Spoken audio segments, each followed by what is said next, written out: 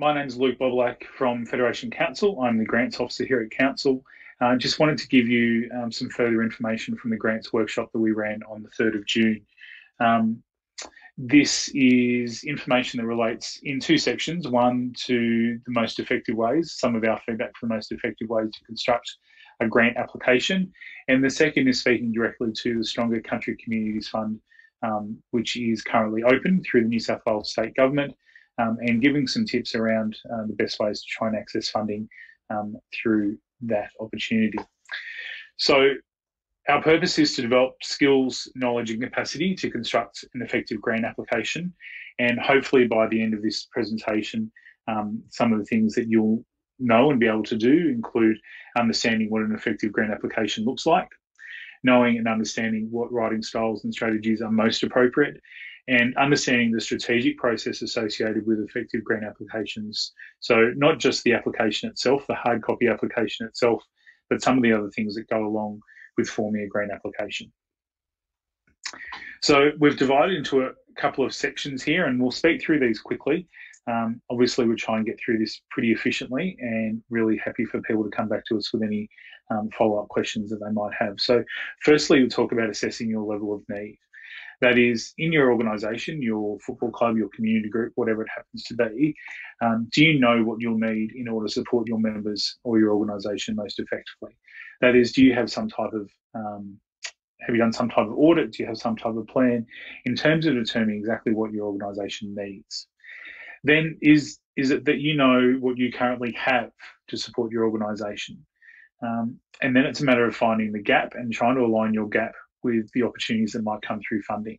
So what information is contained within your strategic plan, your facilities master plan, documentation of that nature to help you move towards addressing that gap.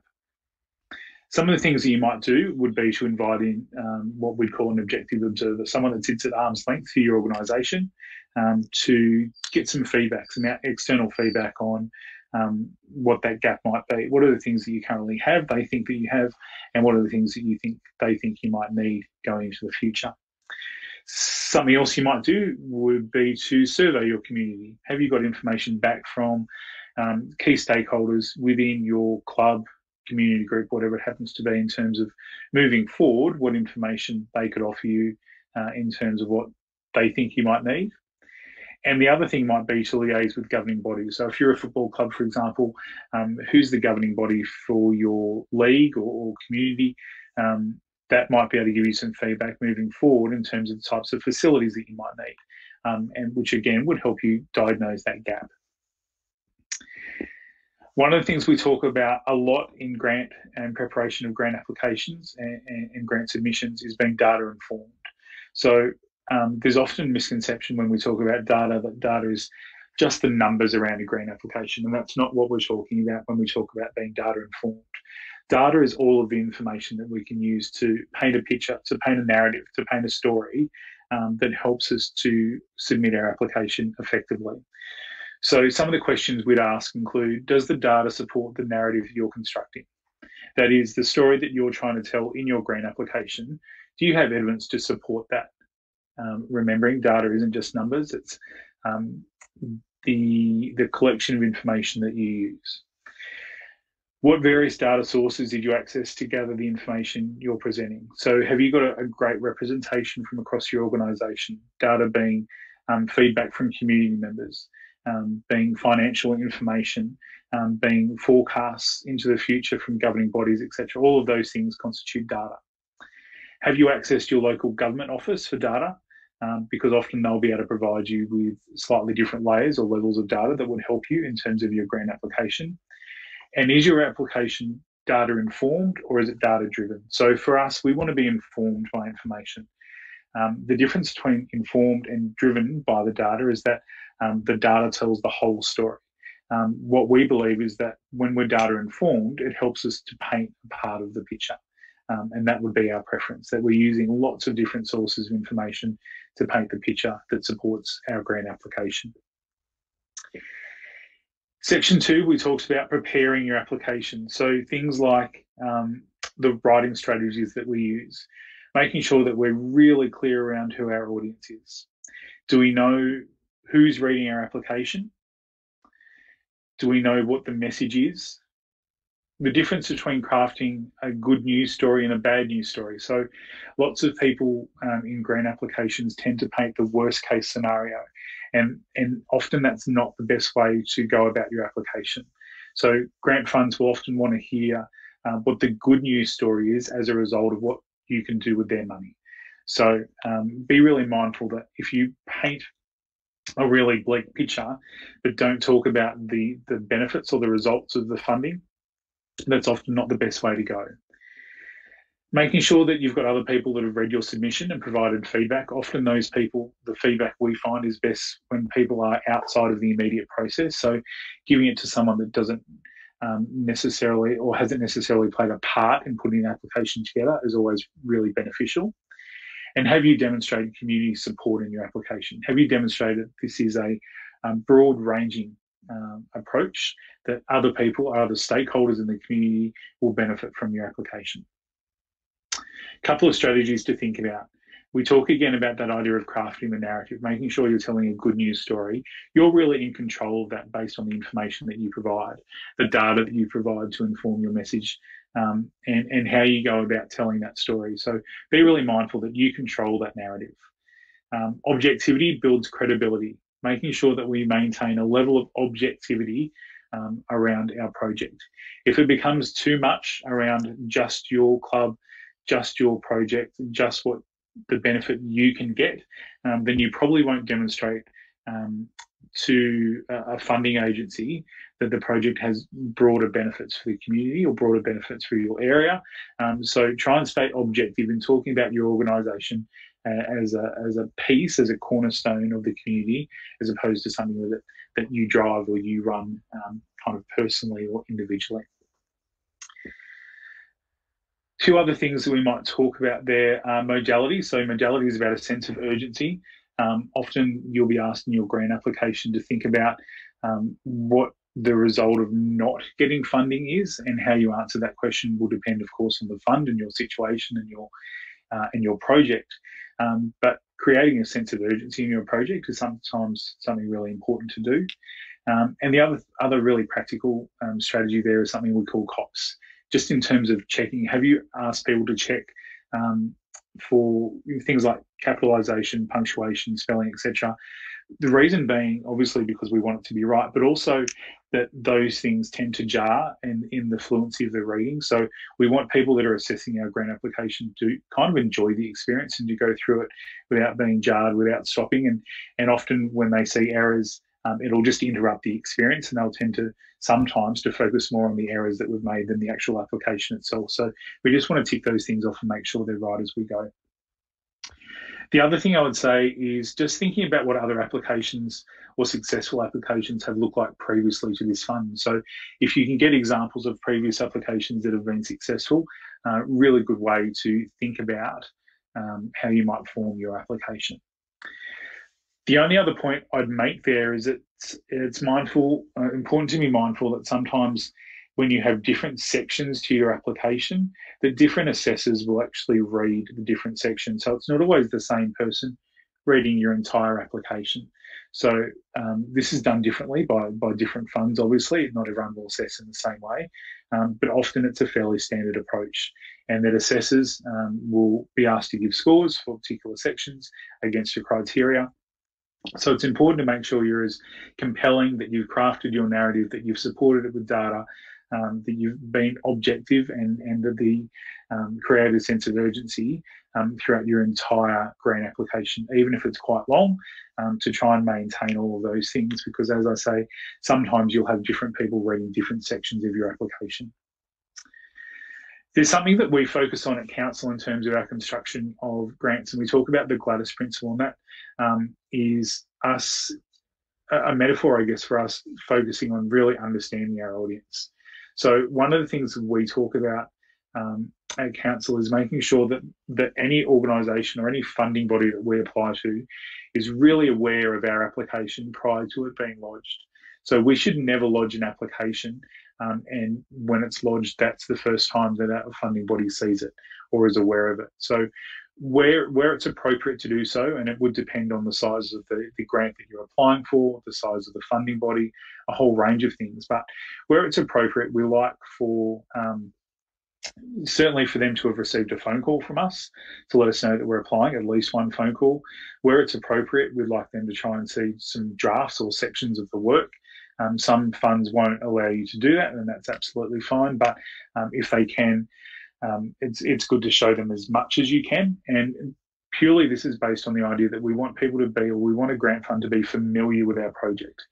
We want them to build up a bit of a connection with the project, and hopefully that convinces them over the course of a period of time, as this dialogue continues, that there's value in funding the project. So we talk about the Gladys Principle really broadly being knowing your audience, appealing to your audience, and that is understanding what they're trying to fund, what Gladys is looking for, and how we can make our project work in that respect, how we can align those things. Exploiting your knowledge of your audience, that is, if the project fund, if Gladys is looking to fund something with an environmental aspect to it, a community sporting aspect to it, then making sure that we're playing to that if there's an alignment in our project, and then playing the game in terms of giving her the information she needs to recommend that our project is funded based on what's going to be best for the funding body as well. So one of the questions to keep in mind when composing, constructing your application is, what have you done for me lately? Or the second one is, what's in it for me? So probably two really important questions. And what have you done for me lately relates to, if you've applied to this fund before, have you given them good bang for buck in terms of representing their project, their fund, with signage and promotion, for example? What's in it for me from the fund's perspective is making sure that you've aligned your fund, your application with their guidelines, with what they're trying to achieve, and given them opportunities to promote their work as well and their fund as well. One more tip there is that grant applications are often assessed in chronological order. That means they're benchmarked as they come in. So we try and avoid, wherever possible, our application going in at the very last moment. There's a couple of risks there, of course, notably the technology, and that's a real risk with a high volume of applications sometimes. But we also don't want ours to be kind of just bundled onto the bottom. Depending on how the team will assess grants, we really want it to be in there, not early in case so we miss anything, but early enough that it's maybe perhaps read a couple of times if that's the process. There's an example here which is on the PowerPoint, obviously, and people can read through in terms of how we might compare the writing. So we've talked about less effective writing and more effective writing. And it's not that one of these is bad and one's good. It's that the notion we have to try and understand is the way we write in a grant application isn't necessarily the way we speak, and won't always be what we consider good writing. So grant application, or writing in grant applications, is its own genre almost. And it's important to recognise that we wouldn't necessarily consider that to be the way we write all the time. Some people would say that it's less effective or more effective in different contexts, whatever it happens to be. But the point being that there is an effectiveness and a less effective way to write for this particular process that you're engaged with. So thinking about the two examples. In the less effective example, we've said, I think that the Bluestone Football Netball Club should be able to get some money for a new building because lots of kids in town play footy there. And when no one else is around to look after them, that's where they go. So it would be really good to have some new stuff there for them. And girls play footy and netball too. So you'll see in reading that, there's nothing wrong with it. It makes sense and there's a real point to it. But the reading experience is kind of jarred because it's not punctuated really well, and it kind of flows in to the same concept or same idea. Right at the start, there's that I, so the use of I think. That's what we mentioned before when we talked about the difference between being subjective and objective. So that's a really subjective way to approach it when you think about your opinion, as opposed to the more effective example, which we'll touch on in a second. So we want to steer away from personal pronouns like I. The more effective writing example, and there's some other stuff there, but the more effective writing example says the Bluestone Football Netball Club is seeking funding to redevelop its existing clubhouse. Really succinct opening sentence, so the assessor's really clear on what you're trying to achieve. The current facility is approximately 40 years old, an example of being data informed, and is beginning to deteriorate rapidly, creating public safety concerns and also impacting the contemporary aesthetic of the recently updated change rooms. So that's that sense of urgency that we were talking about when it talks about deteriorating rapidly. The clubhouse is used by the Bluestone Football Netball Club and also by other groups, and serves as an important community hub for functions, events, and a general meeting point. So there's a real difference there, both in terms of the structure and the content for those. We'd steer towards more the example on the right, the more effective writing, because it's our belief that is more appealing in terms of what a grant assessor would be looking for. And again, it's about the reading and assessing experience for that person. So keeping that in mind all the time. What's Gladys seeing and hearing when she's reading your application, and making sure that experience is as valuable for her and worthwhile as it can be. Program logic's a really important part of our grant application. So essentially what that means is does your proposal make sense, and can you demonstrate throughout your project plan or your project outline that we're getting to a really reasonable endpoint? Does 1 + 1 = 2 in terms of what you're putting down? Does your project plan equate to your funding plan or your financial plan? And will those things combined get to the outcome that you want? If an assessor or an assessment team can't see program logic, they can't see things stacking up next to each other, it's probably unlikely that you'll be funded unless they come back to you and ask for clarification. So program logic's a really important element of your application, and it is one that I'd be asking someone externally to think about, handing them your draft application and saying, does this make sense in terms of what we're asking for, how much we're asking for, the time we're trying to deliver it in? Does that all fit together? Does 1 + 1 = 2 in our application? Sometimes people talk about visual representations or want to add visual representations in their application. That can be a really positive thing. Making sure that the visuals that you represent or that you add in support your narrative, not become your application. So there have been examples where council has seen other applications that are really elaborate, and it becomes more about the visual than it does about the information that's presented, and we probably want to avoid that. So things like charts and tables and graphs that support the narrative, really important. Surveys, of course. Depending on how much money you're applying for, you might want to include a short film or some drone footage or something of that nature. But again, we don't want it to be too elaborate. If you're applying for change rooms or a toilet facility or toilet block or something of that nature, a short film is going to be unnecessary. But the charts, tables or graphs in terms of usage of your facility and those types of things would be really appropriate. So supporting your application. And this is where we talk about the relationship. So not just the document itself or the application itself, but some of the other things that you can do. Is there a possibility that the project can be conducted in collaboration with another organisation? So have you talked to other groups, other football clubs, other community groups, for example, around collaborating on something that might have significance to the region, not just to your area or to your club or group? Have you demonstrated community support in your application? And who has the capacity to pull the biggest lever to support your application? So recognising that letters of support are a really important process, or a stage of the process in terms of making your application, and thinking about who you might get to support your application there. So thinking about a booster calendar, so a supporters calendar. Who are you contacting regularly from your organisation? So outside of your organisation, whether it's council, your local, state or federal members, those types of people, to make them aware of your project and the things that you're working on at your organisation. Have you, again, and we talked about this a moment ago, have you been in touch with the assessment team so they know about your application? And going back to that question around what's in it for me, have you demonstrated in your application that there's benefit for the funding agency as well? Some of the other things to think about in terms of accessing alternate funding is there's a lot of money out there that isn't grants related necessarily. So thinking about sponsorships in your organisation, thinking about how you structure fundraising at your organisation, whether you have people in charge of that or how you work that process, and thinking about intelligent funding sources. What is it that sponsors and supporters are actually purchasing when they give you money for sponsorship?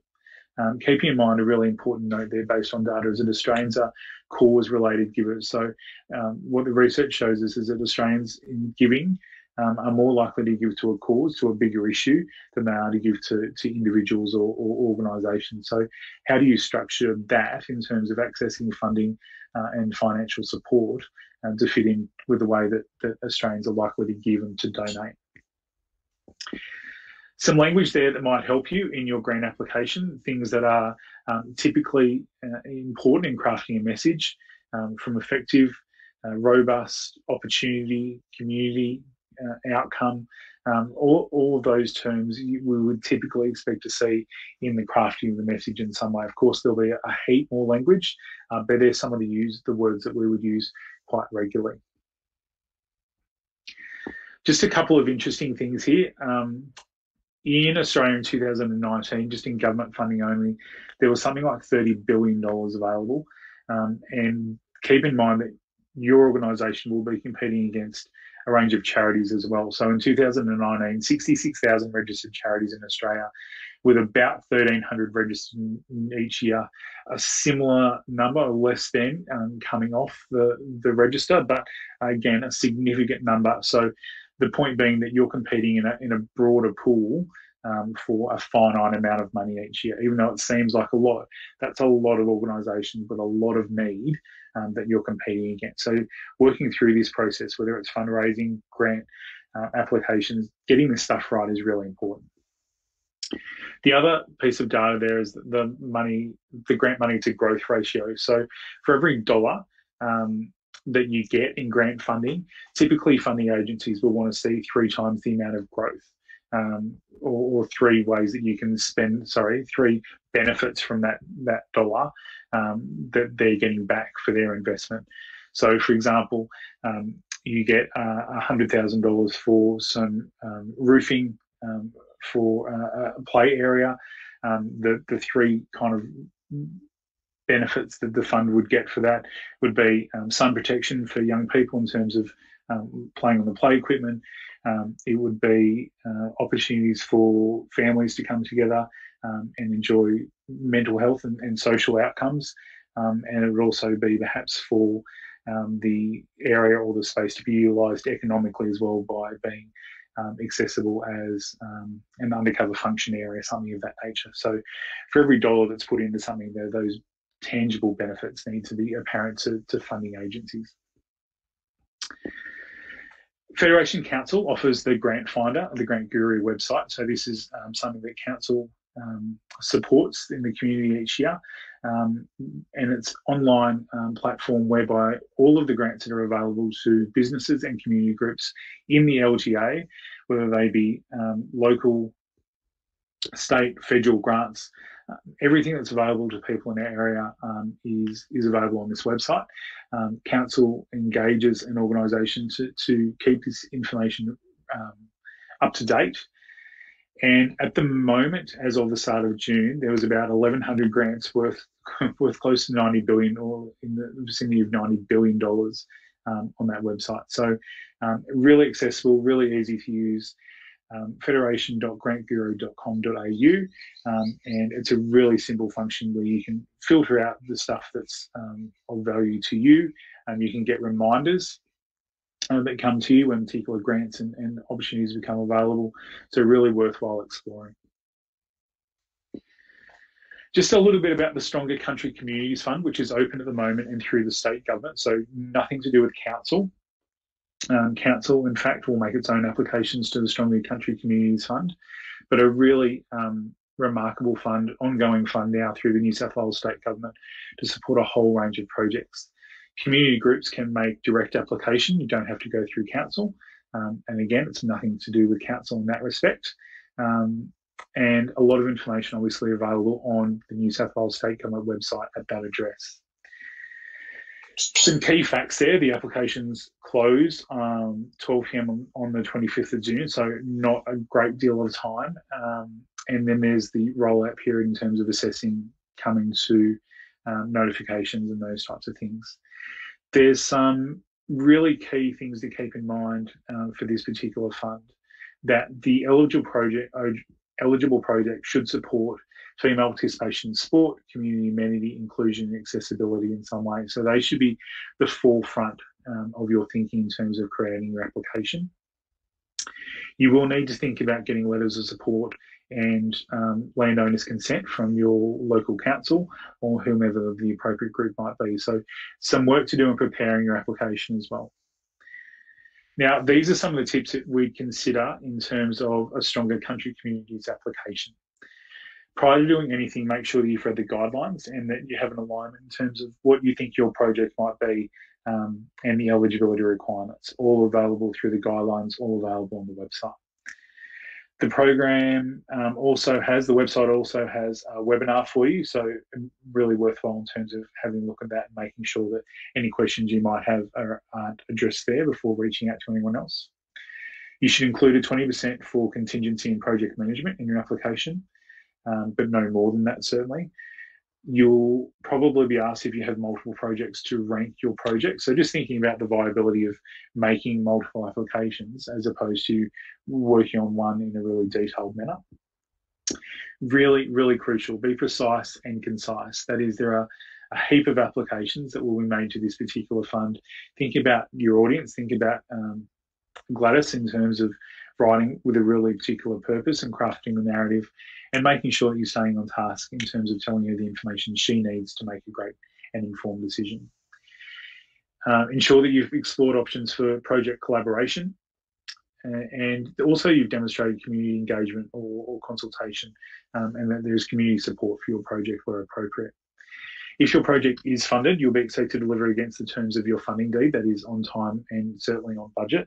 So make sure that everything that goes in your application is really well supported and thought out, and you can actually deliver against those agreements. And if you have questions, you certainly can contact us at Council, and if we're not able to assist you, given that it's not a fund that we manage, it's a New South Wales State Government fund, we'll point you in the right direction. Some further information there about COVID-safe events that we just want to take an opportunity to share with people. The colleague of mine, Kirsty Crockett at Council, is able to support people further with that, and there's an email address in a moment for how you can reach Kirsty. But just keeping in mind that to start up to date, the New South Wales State Government is the best place to gather that information at the address there. Engage Council as early as possible in terms of planning for your events or things that you think we may be able to help with, and also to be really creative. This is an opportunity, and I've heard Kirsty say this a lot, to reinvent and to reimagine your events and the things that your community group or organisation might manage and conduct. So I think it's a really important time to embrace that opportunity. So just to finish up, I'll give people access to an email address. So if you have any questions about anything from the presentation, grants@federationcouncil.newsouthwales.gov.au is the best email address. If you have any questions about any of the events, things that we mentioned or being COVID safe, you can also reach the staff there as well, and we'll endeavour to help you.